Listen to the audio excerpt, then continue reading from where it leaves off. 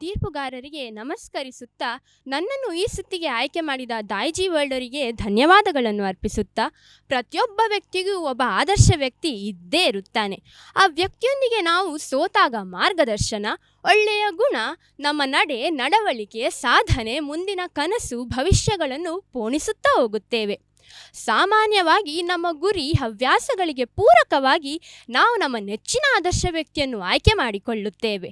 ಆದರೆ ಇಲ್ಲೊಬ್ಬ ನನ್ನ ಮನಸ್ಸನ್ನು ಗೆದ್ದು ನಿಂತ ವೀರ, ಧೀರ, ದಿಟ್ಟ, ಪರಿಶ್ರಮಿ, ಚುರುಕು, ಚಾಣಾಕ್ಷ, ಉತ್ಸಾಹಭರಿತ, ಜಯಾಸಕ್ತಿಯನ್ನು ಹೊಂದಿರುವ ನನ್ನದೇ ವಯಸ್ಸಿನ ಒಬ್ಬ ಪುಟ್ಟ ಚೋರ, ಕ್ರಿಕೆಟ್ ಆಟಗಾರ ವೈಭವ್ ಸೂರ್ಯವಂಶಿ ಇತ್ತೀಚಿನ ದಿನಗಳಲ್ಲಿ ನನ್ನ ನೆಚ್ಚಿನ ಆದರ್ಶ ವ್ಯಕ್ತಿಯಾಗಿದ್ದಾನೆ. ನನ್ನ ಮನಸ್ಸು ಹೃದಯವನ್ನು ಆಕ್ರಮಿಸುತ್ತಾ ಯುವ ಮಟ್ಟದ ಪಂದ್ಯಗಳಲ್ಲಿ ಉತ್ತಮ ಪ್ರದರ್ಶನವನ್ನು ನೀಡಿ ಆಯ್ಕೆದಾರರ ಗಮನ ಸೆಳೆಯುತ್ತಾ, ತನ್ನ ಬ್ಯಾಟಿಂಗ್ನಲ್ಲಿ ಸ್ಥಿರತೆ, ಆತ್ಮವಿಶ್ವಾಸವನ್ನು ತೋರುತ್ತಾ, ಪ್ರೇಕ್ಷಕರನ್ನು ಮಂತ್ರಮುಗ್ಧಗೊಳಿಸುತ್ತಾ, ಒತ್ತಡದಲ್ಲೂ ಕುಗ್ಗದೆ ಶಾಂತವಾಗಿ ಆಡಿ ಆಟವನ್ನೇ ತಿರುಗಿಸಿ ತಂಡವನ್ನು ಗೆಲ್ಲಿಸುವ ಅದ್ಭುತ ಸಾಮರ್ಥ್ಯವನ್ನು ಹೊಂದಿರುವ ಈ 15ರ ಹರೆಯನನ್ನು ಹೊಗಳಿದರೆ ಅತಿಶಯೋಕ್ತಿ ಎಂದೆನಿಸದು. ಸ್ನೇಹಿತರೆ, ಸಾಧನೆಗಳನ್ನು ಮಾತಿನಲ್ಲಿ ಹೇಳುವುದು ತುಂಬ ಸುಲಭ. ಆದರೆ ಅವುಗಳನ್ನು ಗಳಿಸಲು ಕಠಿಣ ಪರಿಶ್ರಮ ಬೇಕು. ಶಿಸ್ತು, ತಂಡವನ್ನು ಗೆಲ್ಲಿಸುವ ಮನೋಭಾವ, ಆತ್ಮವಿಶ್ವಾಸ, ಧೈರ್ಯ, ಹಠಸ್ವಭಾವ, ಅಚಲವಾದ ಸಂಕಲ್ಪ, ಅಸಾಧಾರಣ ಪರಿಶ್ರಮ ಈ ಎಲ್ಲ ಗುಣಗಳನ್ನು ತನ್ನದಾಗಿಸಿಕೊಂಡ ಭವಿಷ್ಯದ ನಕ್ಷತ್ರ ನನ್ನ ನೆಚ್ಚಿನ ಆಟಗಾರ ವೈಭವ್ ಸೂರ್ಯವಂಶಿ. ಜಯ ಸಾಧಿಸುವವರು ಹುಟ್ಟುವುದಿಲ್ಲ, ತಮ್ಮನ್ನು ತಾವು ರೂಪಿಸಿಕೊಳ್ಳುತ್ತಾರೆ. ಸಾಧನೆಗಳು ಯಾದೃಚ್ಛಿಕವಲ್ಲ, ಪರಿಶ್ರಮದ ಫಲ. ಪ್ರತಿಭೆ ಎಲ್ಲರಲ್ಲೂ ಇರುತ್ತದೆ, ಆದರೆ ಪರಿಶ್ರಮ ಪಡುವವರು ಮಾತ್ರ ಹೊಳೆಯುತ್ತಾರೆ. ಒತ್ತಡದಲ್ಲೂ ಕುಗ್ಗದೆ ಹೊಳೆಯುವವರು ನಾಯಕರಾಗುತ್ತಾರೆ. ಇವತ್ತು ಯುವ ಆಟಗಾರನಾಗಿರುವ ವೈಭವ್ ಸೂರ್ಯವಂಶಿಯು ನಾಳೆ ಇಡೀ ದೇಶದ ಜನರು ಹಾಡಿ ಹೊಗಳುವ ಅಪ್ರತಿಮ ಆಟಗಾರನಾಗುವುದರಲ್ಲಿ ಸಂಶಯವಿಲ್ಲ. ಕೇವಲ 17 ವರ್ಷದಲ್ಲೇ ಬಿಹಾರ್ ಪರವಾಗಿ ರಣಜಿ ಟ್ರಾಫಿಗೆ ಆಡಿದ ಧೀಮಂತ, 2025ರಲ್ಲಿ ರಾಜಸ್ಥಾನ್ ರಾಯಲ್ಸ್ ಪರ 38 ಬಾಲ್ಗಳಿಗೆ 101 ರನ್ಗಳನ್ನು ಗಳಿಸಿದ ದಿಗ್ಗಜ, 2025ರಲ್ಲಿ ಯೂತ್ ODIನಲ್ಲಿ 690 ರನ್ಗಳನ್ನು ಗಳಿಸಿ ಭಾರತ ತಂಡದ ಅತ್ಯಧಿಕ ರನ್ಗಳ ಸ್ಕೋರರ್ ಆಗಿದ್ದಾನೆ ಈ ಮಹಾನುಭಾವ. ಅದಲ್ಲದೆ ಪುರುಷರ T20 ಕ್ರಿಕೆಟ್ನಲ್ಲಿ ಅತ್ಯಧಿಕ ಶತಕಗಳನ್ನು ಸ್ಕೋರ್ ಮಾಡಿದ ಕಿರಿಯ IPL ಶತಕಧಾರಿ. ಹಾಗೆಯೇ 2026ರಲ್ಲಿ ಅಂಡರ್-19 ವಿಶ್ವಕಪ್ ಫೈನಲ್ಸ್ನಲ್ಲಿ ಈತನು 80 ಬಾಲ್ಗಳಿಗೆ 175 ರನ್ಗಳನ್ನು ಗಳಿಸಿದ್ದಾನೆ. ಇವರಿಗೆ ಭಾರತದ ಮಕ್ಕಳಿಗೆ ನೀಡುವ ಅತ್ಯುನ್ನತ ಪ್ರಶಸ್ತಿಯಾದ ಪ್ರಧಾನ ಮಂತ್ರಿ ರಾಷ್ಟ್ರೀಯ ಬಾಲ್ ಪುರಸ್ಕಾರ 2025ರಲ್ಲಿ ದೊರಕಿದೆ. ಎಳೆಯ ವಯಸ್ಸಿನಲ್ಲಿ ಇಷ್ಟೆಲ್ಲ ಸಾಧನೆಗಳನ್ನು ತೋರಿದ ಸೂರ್ಯವಂಶಿಯು ಇಂಗ್ಲಿಷ್ ಪ್ರೋವರ್ಬ್ ಆದ age is just a number ಎಂಬುದಕ್ಕೆ ಪ್ರತ್ಯಕ್ಷ ಸಾಕ್ಷಿಯಾಗಿದ್ದಾನೆ. ನನ್ನದೇ ವಯಸ್ಸಿನ ಈ ಯುಗ ಪ್ರವರ್ತಕ ತನ್ನ ಬ್ಯಾಟನ್ನು ಹಿಡಿದು ಮೈದಾನಕ್ಕೆ ಇಳಿದಾಗಲೆಲ್ಲ ನನಗೂ ಕೂಡ ನನ್ನ ಕನಸುಗಳ ಬೆನ್ನೇರಿ ಅವುಗಳನ್ನು ಸಾಧಿಸಬೇಕೆಂಬ ಛಲ, ಭಾವನೆ ಪುಟಿದೇಳುತ್ತದೆ ಎಂದು ಹೇಳುತ್ತಾ ನನ್ನ ಮಾತಿಗೆ ಪೂರ್ಣ ವಿರಾಮ ನೀಡುತ್ತಿದ್ದೇನೆ. ಧನ್ಯವಾದಗಳು. Shrinika, yes, Vaibhav Suryavanshi. Yes. So ಫಸ್ಟಿಗೆ ಹೇಳಲಿಲ್ಲ ನಮಗೆ, ಮತ್ತೆ ಹೇಳಿದ್ರಿ ಭಾಷಣದಲ್ಲಿ. ಸೊ ಸ್ಪೋರ್ಟ್ಸಲ್ಲಿದ್ದೀರಿ ನೀವು? ಸ್ಪೋರ್ಟ್ಸಲ್ಲಿ ಹೈ ಜಂಪಲ್ಲಿದ್ದೇನೆ, ಥ್ರೋಬಾಲಲ್ಲಿದ್ದೇನೆ. ಓಕೆ. ಆ್ಯಂಡ್ ಅಷ್ಟು ಸ್ಪೋರ್ಟ್ಸಲ್ಲಿ ಅಷ್ಟು ಅಂತ ಹೇಳ್ತಾರೆ ಪಾರ್ಟಿಸಿಪೇಷನ್ ಮಾಡ್ತೇನೆ, but not that great. Cricket interest ಇದೆಯಾ? ಕ್ರಿಕೆಟಲ್ಲಿ ನನಗೆ ಮುಂಚೆ ಇಂಟ್ರೆಸ್ಟ್ ಇರಲಿಲ್ಲ, ಬಟ್ ರೀಸೆಂಟಾಗಿ ಸೂರ್ಯವಂಶಿ ಆಡೋದು ನೋಡಿ like I feel motivated to watch cricket more and understand ಮಾಡ್ಲಿಕ್ಕೆ ಅದನ್ನು. ಕ್ರಿಕೆಟ್ ನೋಡಲಿಕ್ಕೆ ಹಾಗಾದರೆ ವೈಭವ್ ಸೂರ್ಯವಂಶಿ ಮುಖ್ಯ ಕಾರಣ. ಎಸ್. ಓಕೆ, ಹಾಗಾದರೆ ನೇರವಾಗಿ ನಮ್ಮ ತೀರ್ಪುಗಾರ ಹತ್ರ ಕೇಳುವ. ಸೊ ನಿಮ್ಮ ಮಾತು ಯಾವ ರೀತಿಯಲ್ಲಿ ಅವರವರಿಗೆ ರೀಚ್ ಆಗಿದೆ ಅಂತ. ಸೊ ಆರತಿ ಮೇಡಮ್, ನಮ್ಮ ಶ್ರೀನಿಕಾ ಅವರ ಮಾತುಗಳು ಮತ್ತು ವೈಭವ್ ಸೂರ್ಯವಂಶಿ ಅವರ ಬಗ್ಗೆ ಅವರು ಮಾತನಾಡಿದರು. ಸೊ ಅವರ ಪ್ರಸ್ತುತಿ ಯಾವ ರೀತಿಯಲ್ಲಿತ್ತು madam? Hello Shrinika. Hi ma'am. Hi.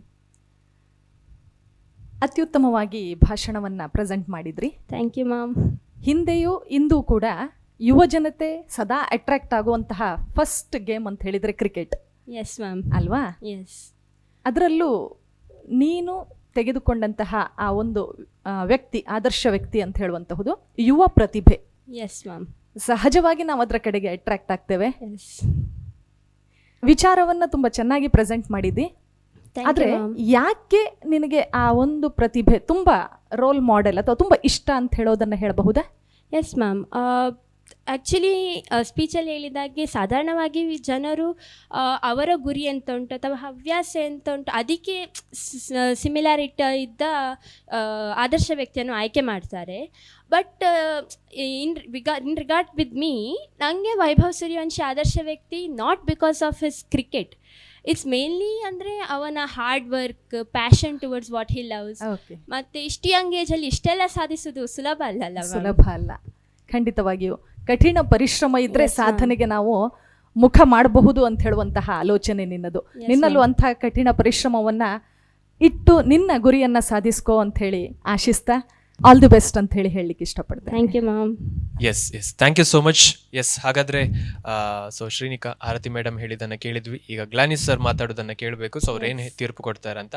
S ಗ್ಲಾನಿಸ್ sir, Shrinika ಅವರ ಮಾತುಗಳು ಹೇಗಿತ್ತು sir? Shrinika, hello sir. Vaibhav Suryavanshi yes sir. ಹೌದಲ್ವಾ? ಹೆಸರಲ್ಲೇ ವೈಭವ ಇದೆ, ಯಾ ಸರ್.